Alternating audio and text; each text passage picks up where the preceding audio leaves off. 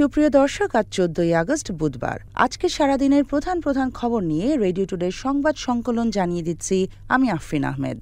আওয়ামী লীগ নেতৃত্বাধীন সরকারের বিভিন্ন সময়ে গুম হওয়া কয়েকটি পরিবারের সদস্যদের কাছে দুর্দশার বিবরণ শুনে বিস্ময় প্রকাশ করেছেন অন্তর্বর্তীকালীন সরকারের প্রধান উপদেষ্টা ড মোহাম্মদ ইউনূস। মঙ্গলবার রাতে রাষ্ট্রীয় অতিথি ভবন যমুনায় মায়ের ডাকের সদস্যদের সঙ্গে কথা বলার সময় এমন বিস্ময় প্রকাশ করেন তিনি। গুমের কারণে ভুক্তভোগী পরিবারের সদস্যদের উদ্দেশ্যে ড ইউনূস বলেন, এই সরকার আপনারাই বানিয়েছেন। সরকার যদি আপনাদের বিষয়গুলো না দেখে তাহলে এই সরকারের দরকারটা কি? এদিকে গুমের সঙ্গে জড়িত কর্মকর্তাদের গ্রেফতারে সরকারকে 24 ঘণ্টার আলটিমেটাম দিয়েছে মায়ের ডাক। বুধবার সকালে জাতীয় প্রেসক্লাবে আয়োজিত মানববন্ধন থেকে এই আলটিমেটাম দেন মায়ের ডাকের অন্যতম সমন্বয়ক সানজিদা ইসলাম তুলি। তিনি বলেন, আমরা জিয়াউল আহসান ও তারেক সিদ্দিকের মতো কর্মকর্তাদের গ্রেফতারের দাবি জানাই, যারা গুমের সঙ্গে জড়িত ছিলেন। আমরা সরকারকে 24 ঘণ্টার আলটিমেটাম দিচ্ছি। ছাত্র জনতার আন্দোলনে যেসব হত্যাকাণ্ড ঘটেছে তাদের বিচার আন্তর্জাতিক অপরাধ ট্রাইব্যুনালে করার উদ্যোগ নিয়েছে অন্তর্বর্তীকালীন সরকার। বুধবার সচিবালয়ে এক সংবাদ সম্মেলনে এসব তথ্য জানান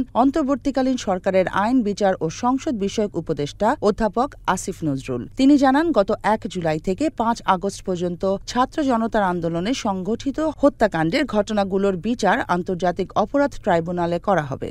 যারা হেলিকপ্টার থেকে গুলি করেছে ও নির্দেশ দিয়েছে তারা সবাই অপরাধী। বলা যায়, আমরা যারা এই সিস্টেমের সঙ্গে ছিলাম তারা সবাই অপরাধী। বুধবার কোটা আন্দোলনের সময় হেলিকপ্টার থেকে করা গুলির বিষয়ে রিট শুনানিতে এমন মন্তব্য করেন বিচারপতি শেখ হাসান আরিফের নেতৃত্বাধীন হাইকোর্ট বেঞ্চ। হাইকোর্ট আরও বলেন, বিচার বিভাগীয় তদন্ত কমিশনের প্রজ্ঞাপনে আন্দোলনকারীদের দোষী করা হয়েছে। জিনিসপত্রের দাম রাতারাতি একবারেই কমানো সম্ভব হবে বিষয়টি সেরকম হয়তো নয়, কিন্তু দাম কমবে এটা নিশ্চিত।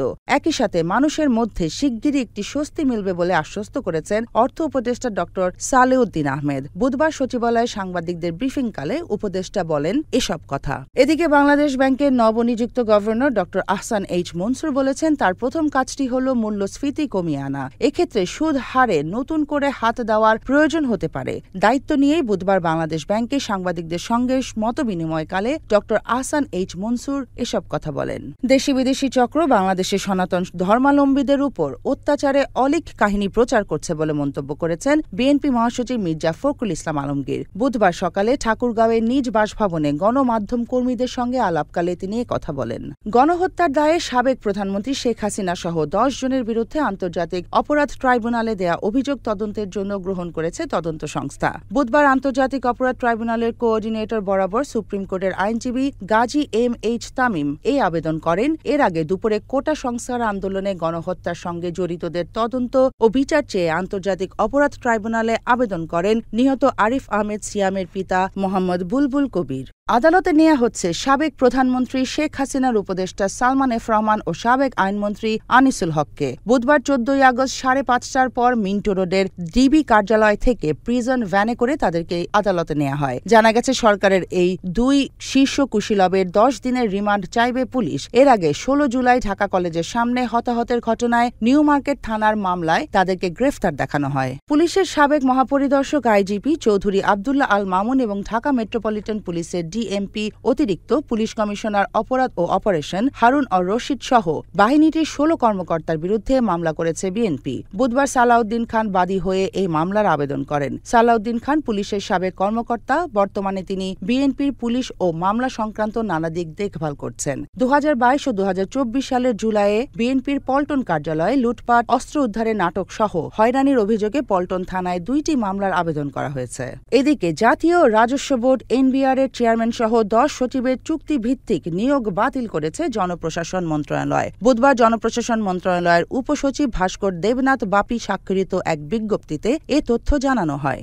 বাংলাদেশে সরকারি চাকরিতে কোটা সংস্কারের দাবিতে গড়ে ওঠা আন্দোলন সামলানোর ক্ষেত্রে ভুল হয়েছে বলে স্বীকার করেছেন সাবেক প্রধানমন্ত্রী শেখ হাসিনার পুত্র সজীব ওয়াজেদ জয়। তার মতে, সরকারের প্রথম থেকে আন্দোলনকারীদের সঙ্গে সম্পৃক্ত হয়ে কোটার বিরুদ্ধে কথা বলা উচিত ছিল। যুক্তরাষ্ট্রের ওয়াশিংটন ডিসি থেকে একটি ভিডিও সাক্ষাৎকারে ইন্ডিয়ান এক্সপ্রেসকে সজীব ওয়াজেদ জয় কথা বলেন। আজ বুধবার সাক্ষাৎকারটি প্রকাশিত হয়। এবার বিশ্ব সংবাদ।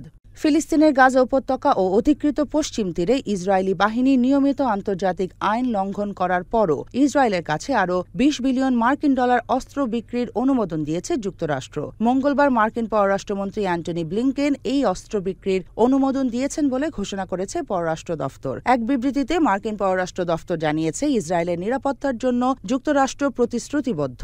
শক্তিশালী ও সদাপ্রস্তুত আত্মরক্ষার সক্ষমতা বিকাশ ও বজায় রাখতে ইসরায়েলকে সহায়তার বিষয়টি মার্কিন জাতীয় স্বার্থের জন্য অত্যাবশ্যক। যুক্তরাষ্ট্রের তরফ থেকে এই ঘোষণা এমন এক সময় এলো যখন হামাস ও হিজবুল্লাহর সিনিয়র নেতাদের হত্যার দায়ে ইসরায়েলের ওপর প্রতিশোধ নেয়ার হুমকি দিয়ে রেখেছে ইরান ও লেবানন ভিত্তিক প্রতিরোধ যোদ্ধা দল হিজবুল্লাহ। ইরান ও এর মিত্রদের হুমকি দিয়ে মধ্যপ্রাচ্যে এখন বড় ধরনের যুদ্ধ বেজে দেওয়ার আশঙ্কা করা হচ্ছে। জানিয়ে দিচ্ছি খেলাধুলার খবর। পাকিস্তানের বিপক্ষে ২ ম্যাচ টেস্ট সিরিজ শুরু আগামী সপ্তাহে। এ উপলক্ষে মঙ্গলবার ১৩ আগস্ট লাহোরে পা রাখে বাংলাদেশ ক্রিকেট দল। পাকিস্তানে পৌঁছানোর পর দিনই মাঠের অনুশীলন শুরু করেছেন ক্রিকেটাররা। দলের সঙ্গে যোগ দিয়েছেন সদ্য গ্লোবাল টি-20 লিগ খেলে আসা অলরাউন্ডার সাকিব আল হাসান। আজ বুধবার সকালে লাহোরের গাদ্দাফি স্টেডিয়ামে আনুষ্ঠানিকভাবে অনুশীলন শুরু করে ক্রিকেটাররা। আগামী ২ দিন এখানে অনুশীলন শেষে ১৭ আগস্ট প্রথম টেস্টের ভেন্যু রাওয়ালপিন্ডিতে যাবে বাংলাদেশ। সিরিজের সেখানে প্রথম ম্যাচ শুরু হবে ২১ আগস্ট। দলের সঙ্গে যোগ দিতে আজই ঢাকা ছাড়ছেন পেসার শরীফুল, যিনিও কানাডার গ্লোবাল টি-20 লিগে অংশ নিয়েছিলেন। অনুশীলনের এই দফায় দেখা যায় পেসার তাসকিন আহমেদকে, কারণ বাংলাদেশ এ দলের হয়ে পাকিস্তান শাহিনসের বিপক্ষে দ্বিতীয় ৪ ম্যাচে খেলবেন এই পেসার। রেডিও টুডে ৮৯.৬ FM এর আজ ১৪ আগস্টের সংবাদ সংকলন এ পর্যন্তই। সবাইকে শুভরাত্রি জানিয়ে বিদায় নিচ্ছি আমি Afrin Ahmed. Radio Today 89.6 FM